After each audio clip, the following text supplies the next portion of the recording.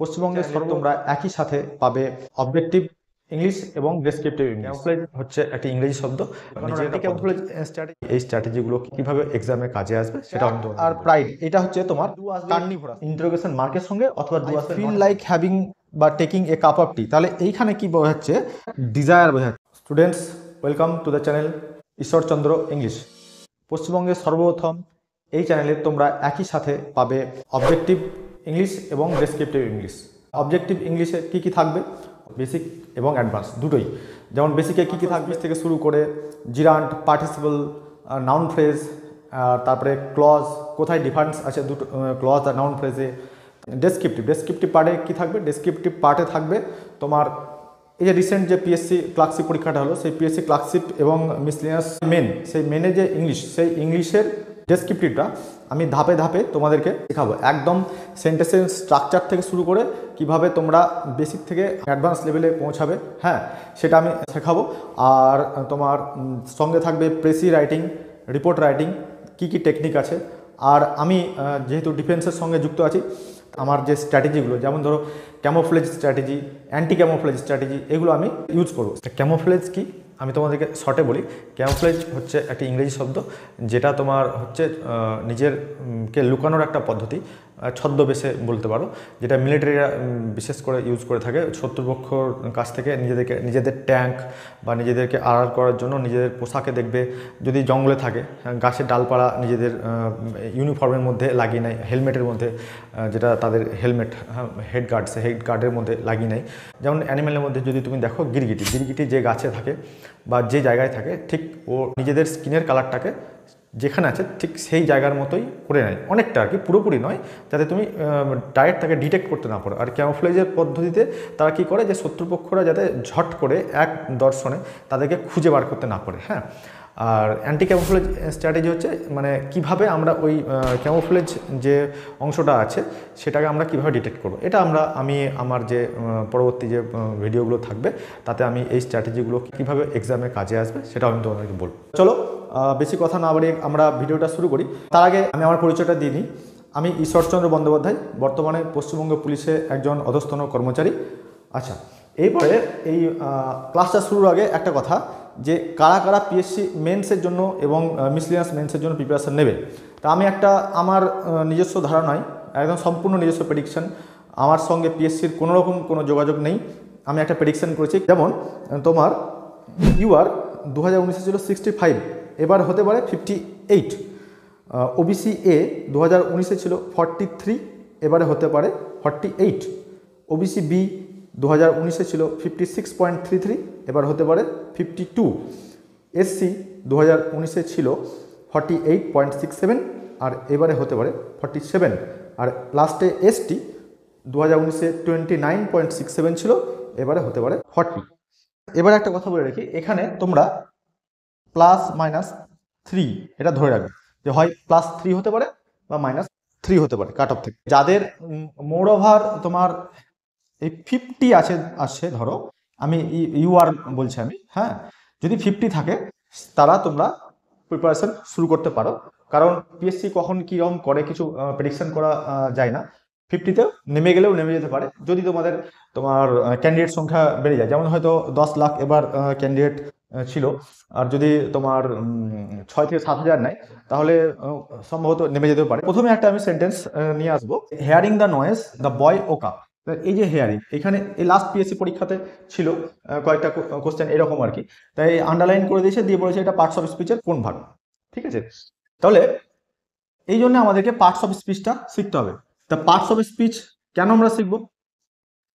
Parts of speech হচ্ছে ইংলিশের একদম বেসিক, আর এইটার উপরেই ইংলিশটা তোমার দাঁড়িয়ে আছে। চলো তাহলে আমরা পার্টস অফ স্পিচের প্রথমেই নাউনটা দেখি। আমি কিন্তু কারোরই কোনো সংজ্ঞা বলবো না, আর ইংলিশটা কিন্তু কখনোই মুখস্থ নয়, একদম বুঝে পড়বে। আমি তোমাদেরকে দেখাবো এবং বোঝাবো যে কিভাবে বুঝে পড়লে ইংলিশটা তোমার একদম রন্ধ্রে রন্ধ্রে ঢুকে যাবে, কোনো রকম টেনশনে কিছু নেই।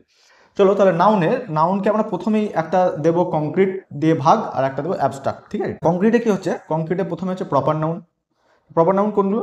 যেগুলো আমার এনি নেম, নাম সাম যদু মধু, ঠিক আছে, আমি ধর মধুই ধরলাম, তাহলে যে কোনো নামকে আমরা প্রপার নাম বলবো।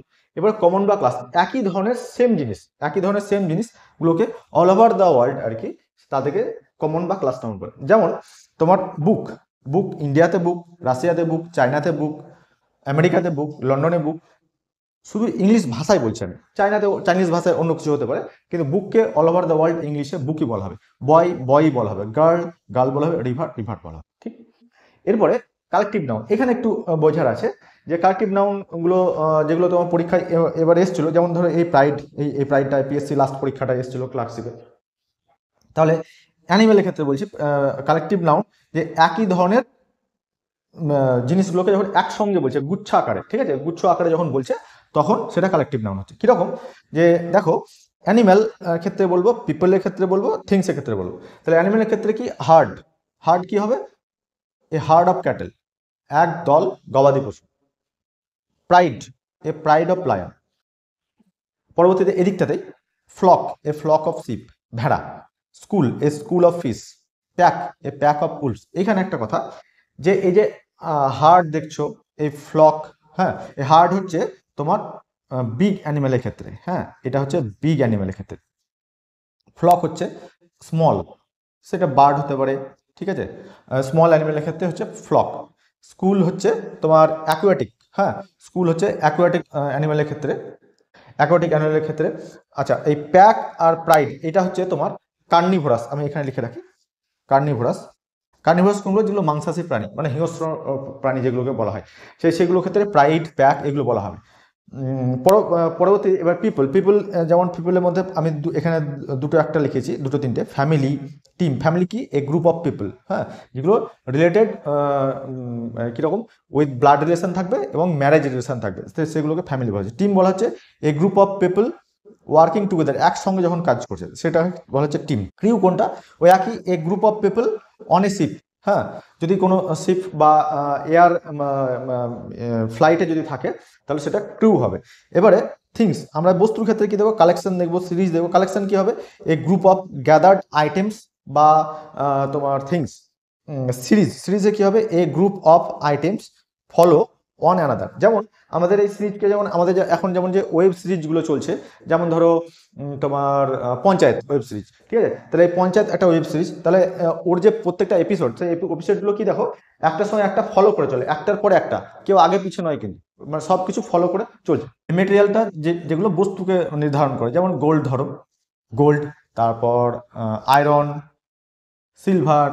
আচ্ছা, এবার অ্যাবস্ট্রাক্টটা বলি, অ্যাবস্ট্রাক্ট এখানে জায়গা নেই, অ্যাবস্ট্রাক্ট ছোট্ট করে বলে দিচ্ছি। অ্যাবস্ট্রাক্ট এইগুলো, এই যে কংক্রিট কোনটা, কংক্রিট তোমার যেগুলো তোমার শক্ত বা তুমি স্পর্শ করতে পারবে, আর যেটা তোমার স্পর্শ করতে পারবে না বা বিমূর্ত একটা আইডিয়ার মধ্যে, ধারণার মধ্যে যেটা ফিল করা ব্যাপার, ঠিক আছে, সেইগুলো হচ্ছে, যেমন ধরো লাভ, অ্যাঙ্গার, এইগুলো হচ্ছে তোমার অ্যাবস্ট্রাক্ট নাউন, ঠিক আছে। এরপরে আমরা চলে আসবো এই নাউনকে আবার আরো কিছু পার্টে ভাগ করা যায়, সেটা আমি এখানে তোমাদের বলছি। যেমন কাউন্টেবল কি, আমি এই এক্সাম্পল গুলোই ইউজ করবো। বুক, বয়, রিভার, ট্রি, যেগুলো আমি গুনতে পারি সেগুলো কাউন্টেবল। এবার হচ্ছে আনকাউন্টেবল কি, যেগুলো আমরা গুনতে পারি না কিন্তু তাদেরকে পরিমাপ করা যায়। যেমন ধরো আমি বলতে চাইছি water, sugar, money. A cup of sugar হয়, এ গ্লাস অফ ওয়াটার হয়, মানি। আচ্ছা, অনেকেই বলবে যে মানি তো গোনা যায়, কিন্তু মানি গোনা যায় না। আমি দেখো আমি বলছি যে আমি এখানে লিখি যে আমরা কি লিখি যে ওয়ান মানি, টু মানিজ, আমরা কি লিখতে পারি? আমরা কিন্তু এরকম লিখি না। আমরা কি গুনি, আমরা কাউন্ট করি রুপি, ডলার, তারপর রুবেল, ইয়েন, এইসবগুলো আমরা কাউন্ট করি, কিন্তু আমরা কখনোই মানি কাউন্ট করতে পারি না। আমরা দেখো অল ওভার দ্য ওয়ার্ল্ড যত কারেন্সি আছে সেই কারেন্সিগুলোকে একসাথে মানি বলা হয়। আর আমরা যেগুলো কাউন্ট করি, ডলার কাউন্ট করি, টাকা কাউন্ট করি, রুপি কাউন্ট করি, কিন্তু আমরা মানি কিন্তু কাউন্ট করি না, তাই মানি কিন্তু আনকাউন্টেবল হবে। এবার তোমরা বলবে এই সব তুচ্ছ জিনিসগুলো আমরা শিখে কি করবো, কিন্তু দেখো যে পিএসসি ক্লার্কশিপ পরীক্ষাটা হয়েছে, যারা তোমার বেসিক জায়গাটা পড়ে গেছে তারা কিন্তু ভালো অ্যান্সার করতে পেরেছে। হ্যাঁ, ওই প্রিভিয়াসলি আগের ট্রেন্ডগুলো কি ছিল, যে 20 বছরের প্রিভিয়াস ইয়ার কোশ্চেন আমি পড়ে নিলাম, তারপর কারেন্ট অ্যাফেয়ার্সটা দেখে নিলাম, আমার হয়ে গেল। কিন্তু এইবারে কিন্তু যারা ওই স্ট্র্যাটেজি ফলো করে গেছে তারা কিন্তু খুব ভালো অ্যান্সার করতে পারেনি। যারা বেসিক জায়গাতে ক্লিয়ার ছিল, ম্যাথের ক্ষেত্রেও তাই, ইংলিশের ক্ষেত্রেও তাই, তার জন্য পার্টস অফ স্পিচটা কিন্তু পড়তে হবে। আমি খাবার খেয়েছি, তাহলে এইটা আমরা কিভাবে লিখতে পারি, সিম্পল অ্যাসার্টিভ দিয়ে বলছি। আমি খাবার খেয়েছি, আই হ্যাভ ইটেন মাই মিল বা ফুড লিখতে পারি। এটা আবার এরকম ভাবে হতে পারে, আই হ্যাভ টেকেন মাই মিল। আবার এটা এরকম লেখা যেতে পারে, আই হ্যাভ হ্যাড মাই মিল। তাহলে এই দেখো, এই যে হ্যাভ হ্যাড মাই মিল, এই যে হ্যাভ এরপরে হ্যাডটা কি হলো, এখানে দেখো হ্যাভ আমরা দুরকম ভাবে ব্যবহার করতে পারি। একটা হ্যাভ হচ্ছে মেন ভার্ব এমভি, আর একটা হ্যাভ হচ্ছে অক্সিলারি ভার্ব বা হেল্পিং ভার্ব এভি। যেমন আমি এখানে বলি আই হ্যাভ আ পেন। আমরা হ্যাভ জেনারেলি যখন অক্সিলারি ভার্ব হিসেবে ব্যবহার করব তখন পারফেক্ট, এখানে যেমন অক্সিলারি হিসাবে হয়েছে তখন পারফেক্ট হিসাবে পারফেক্ট টেন্সে ব্যবহার হবে। আর যদি আমরা মেন ভার্ব হিসেবে ব্যবহার করি তখন মেন ভার্ব। যেমন ধরো এখানে আই হ্যাভ এ পেন, এখানে এটা কিন্তু এমভি মেন ভার্ব। তাহলে যদি আমি এই হ্যাভকে মেন ভার্ব হিসেবে ব্যবহার করি তাহলে হ্যাভের তিনটে ফর্ম আছে। হ্যাঁ, হ্যাভের বেসিক ফর্ম হচ্ছে হ্যাভ, হ্যাড আর হ্যাড, অর্থাৎ এটা হচ্ছে V1, এটা V2 আর এটা V3। V1 বলতে প্রেজেন্ট, পাস্ট পার্টিসিপল। তাহলে আমি ঠিক এই জায়গায় যখন আমি বলছি আই হ্যাভ ইটেন মাই মিল, তাহলে এটা হচ্ছে V3 form. I have taken, took taken, এটা হচ্ছে V3 ফর্ম। তাহলে এই যে হ্যাড, এটাও V3 ফর্ম। আমি এইভাবে লিখতে পারি। তবে এবার কথা হচ্ছে যে আমরা এই যে কোনো জায়গায় ইউজ করে দেবো তা কিন্তু নয়, সিচুয়েশন কন্ডিশন ওয়াইজ তোমার হবে। ধরো যে তোমাকে ফর্মালি কেউ, তুমি কারো বাড়ি বেড়াতে গেছো, দিয়ে তোমাকে বা নিমন্ত্রিত তুমি, সেখানে তোমাকে যখন বলা হচ্ছে যে তুমি কি খাবার খেয়েছো, তাহলে তুমি যদি তৃপ্তি ভরে খাও তখন তোমাকে, মানে তোমার খাবারটা খেয়ে স্যাটিসফ্যাকশন এসেছে, তখন বলতে হবে আই হ্যাভ হ্যাড মাই মিল। ঠিক আছে, মানে খাবারটা তুমি এনজয় করেছো।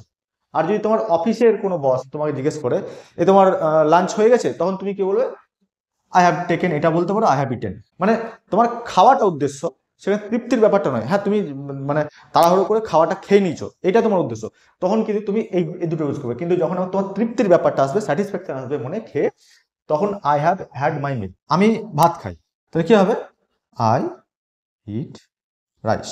এটা হচ্ছে তোমার অ্যাসার্টিভ অ্যাফার্মেটিভ, হ্যাঁ বোধক। অ্যাসার্টিভ সেন্টেন্স কোনটা, যেটা তোমার নর্মাল একটা স্টেটমেন্ট হবে। অ্যাসার্টিভ এটা হচ্ছে অ্যাফার্মেটিভ।